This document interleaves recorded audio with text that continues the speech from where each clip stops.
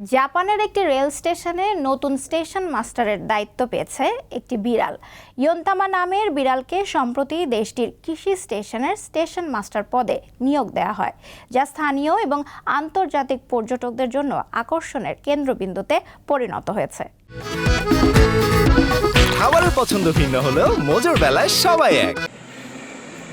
প্রতিটি রেল স্টেশনেই তত্ত্বাবধানের জন্য একজন স্টেশন মাস্টার থাকেন, যার কাজ ট্রেন নিয়ন্ত্রণ, স্টেশন ব্যবস্থাপনা, যাত্রী পরিষেবা কর্মীদের কাজের তদারকি করা। সম্প্রতি জাপানের কৃষি স্টেশনে নিয়োগ পেয়েছেন নতুন এক স্টেশন মাস্টার, যার খবর ব্যাপক আলোড়ন সৃষ্টি করেছে বিশ্বজুড়ে।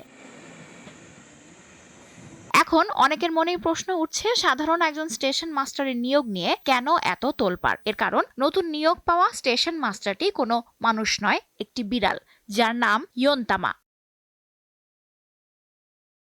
জাপানের কিনোকাওয়া শহরের কৃষি রেল স্টেশনে অনুষ্ঠিত হয় ইয়োনতামার বরণ অনুষ্ঠান, যেখানে উপস্থিত ছিলেন বিভিন্ন সরকারি আধিকারিক ও সংবাদ মাধ্যমের প্রতিনিধিরা। অনুষ্ঠানে বিড়ালটির গলায় মেডেল ঝুলিয়ে এবং সনদ প্রদান করে আনুষ্ঠানিকভাবে স্টেশন মাস্টারের দায়িত্ব দেওয়া হয়। ইয়োনতামার এই নিয়োগের খবর দ্রুত বিশ্বের সব প্রভাবশালী সংবাদ মাধ্যমে ছড়িয়ে পড়ে।